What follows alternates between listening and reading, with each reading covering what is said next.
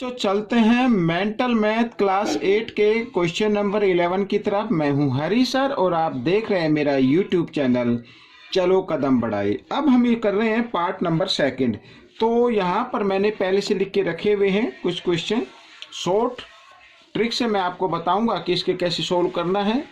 ठीक है, तो आप प्लीज़ वीडियो को स्किप ना करें और इसको ज़रा ध्यान से देखें और आपके ज़रूर समझ में आएगा।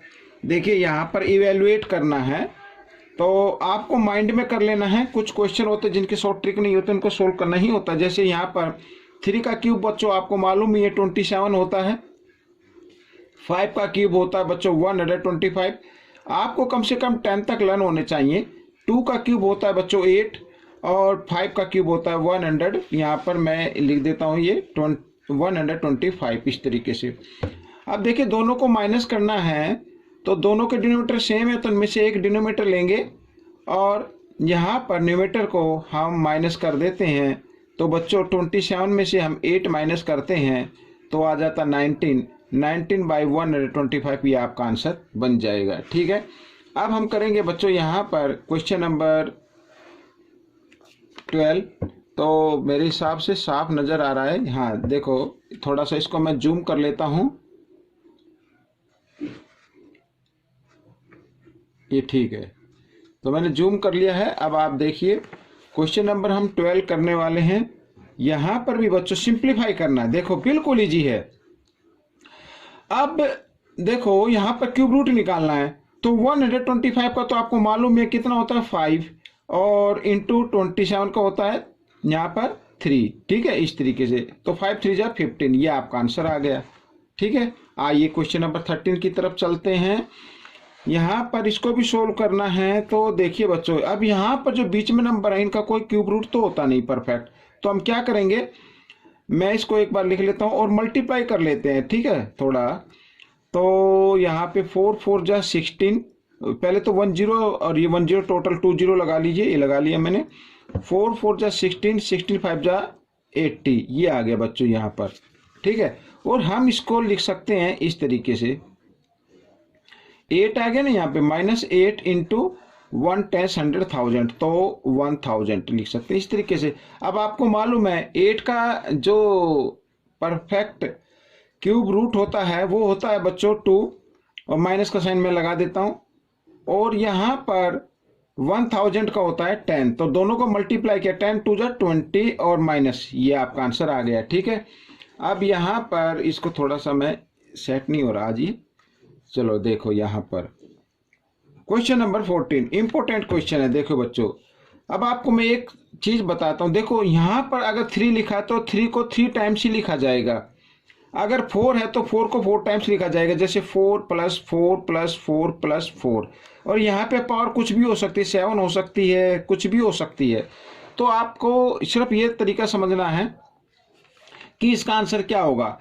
तो बच्चों इसमें से हमें क्या करना है, देखो 3 है ना, तो यहाँ पर ले लिया और इसकी जो पावर है उसमें 1 ऐड कर देना है तो वो आपका आंसर बन जाए। जैसे 31 है ना तो यहाँ पर लिख देना 32, ये आपका आंसर आ गया।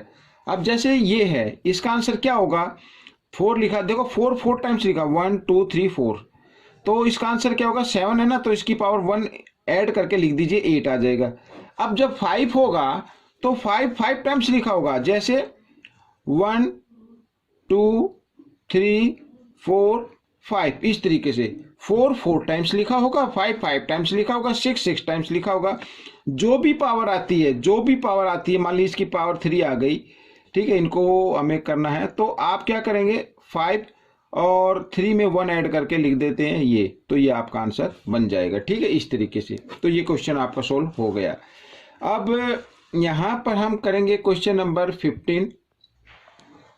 देखिए आपको मालूम ही है, फॉर्मूला याद है ना, x की पावर यहाँ क्या m और इंटू x की पावर n।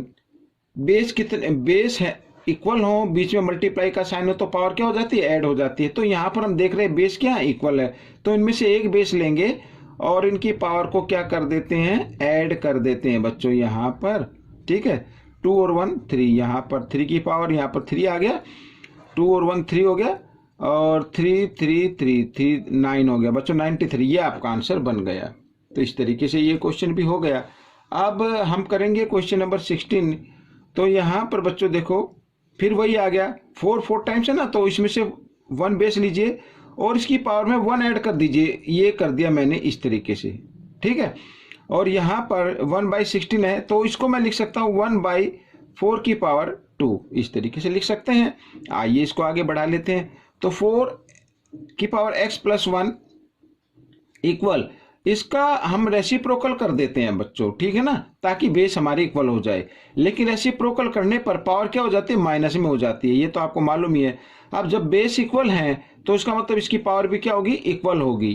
तो ये देखो इस तरीके से इक्वल आ जाएगी यहाँ पर।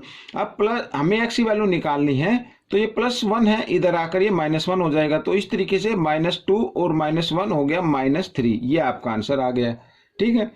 तो ये क्वेश्चन हो गया है। अब हम क्वेश्चन नंबर 17 पे आते हैं।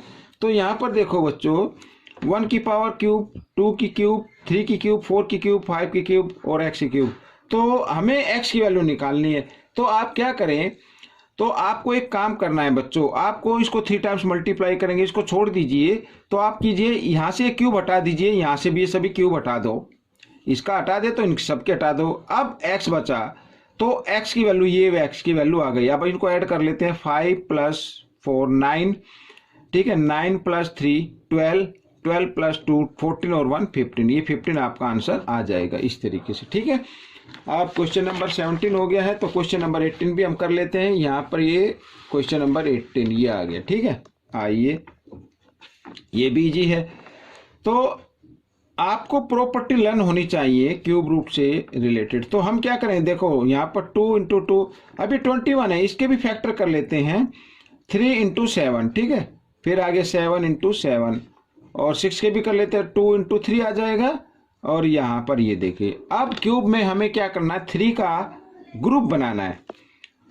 तो 2 तो ये हो गया, ये हो गया, एक तो ये बन गया, इसको बाहर निकाल लिया, इंटू 3 का भी ग्रुप बन रहा है यहाँ पर, ये आ गया, और 7 भी ये, ठीक है। तो ये आ गया, तो उसका क्यूब रूट क्या होगा, देखो 7 × 3 = 21, 21 × 2 = 42, ये आपका आंसर आ जाएगा, ठीक है। अब हम करेंगे यहाँ पर क्वेश्चन नंबर 19। अब देखिए वॉल्यूम गिवन है बच्चों 64 सेंटीमीटर क्यूब, ये क्यूब की वॉल्यूम है। तो हमें एरिया फाइंड करना 1 फेस का।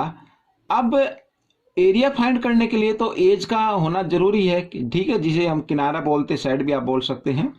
तो वो तो एज है नहीं, तो एज कैसे फाइंड आउट करेंगे, तो आपको शॉर्ट तरीका बता रहा हूं, एज ऑफ क्यूब, ठीक है। तो जो भी वॉल्यूम होती है उसका क्यूब रूट निकाल लीजिए आप, ये 64 का, तो इसका आ जाएगा बच्चों 4 आ जाएगा, ठीक है। तो ये 4 क्या होगी, एज। अब 1 फेस का हमें क्या निकालना, एरिया। अब क्यूब की सभी साइड इक्वल होती हैं इस तरीके से, ये 4 है, ये 4 है, तो 4 4 आ जाएगा। तो इसका मतलब ये स्क्वायर टाइप का हो गया।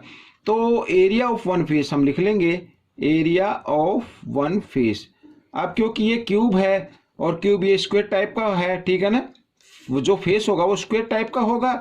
तो स्क्वायर का एरिया क्या होता है, 4 × 4, यानी साइड इंटू साइड, तो 4 × 4, तो 4 4 = 16, तो 16 सेंटीमीटर स्क्वायर, ये आपका आंसर आ गया, ठीक है। अब क्वेश्चन नंबर 20 पर चलते हैं। यहाँ पर बच्चों देखिए ये भी इजी है। तो सबसे पहले हम क्या करते हैं, देखो इसमें भी 2 डिजिट के बाद डेसिमल है, यहाँ भी, तो इनको हटा दीजिए। तो मैं इसको लिख सकता हूँ इस तरीके से 1, और यहाँ पे क्योंकि 1 के पहले कोई 0 की कोई वैल्यू नहीं होती, और ये इस तरीके से, ठीक है। तो 1 का तो क्यूब रूट 1 ही होगा। अब यहाँ पर क्या होगा बच्चों, तो देखो शॉर्ट तरीके से ये इससे यहाँ पर यूनिट प्लेस कितना, 8, और 8 आता है बच्चों 2 के क्यूब पर। तो इसका मतलब अब जब इसका क्यूब रूट निकालेंगे तो यहाँ पर 8 का तो क्यूब रूट 2 आ जाएगा। तो बाकी ये जो 2 डिजिट है इनका काम खत्म हो गया। अब आगे देखो 1 है, तो यहाँ पर 1 आगे, यानी देखो 1 का हमें क्यूब रूट निकालना, तो 1 का क्यूब रूट 1 ही होता है। होता क्या, अगर आगे देखो मैं इसके ऊपर और वीडियो बनाऊंगा ताकि आपको अच्छे से समझ में आ जाए। ये तो आपको समझ में आ गया कि हमने ये 1/12 इसका आंसर लिख दिया। बाकी जितने भी डिजिट होते हैं उसका हम देखते हैं कि परफेक्ट क्यूब वो है या नहीं है। नहीं है तो उससे कम वाला जो डिजिट देखते हैं, भाई वो परफेक्ट क्यूब है, तो हम उसका क्यूब रूट निकाल लेते हैं। ठीक है, जो क्यूब रूट होगा वही उसको डिजिट को लिख देते हैं। बाकी आगे आएंगे प्रैक्टिस के लिए, मैं आपको एक वीडियो और अलग से बना दूंगा। तो बच्चों ये पार्ट खत्म हो गया है। आपको कैसा लगा मुझे जरूर बताएं। इसमें से सीखकर दूसरों को जरूर सिखाना है। मिलते हैं नेक्स्ट पार्ट पर, तब तक आप इसकी प्रैक्टिस करते रहें। Thanks for watching my videos.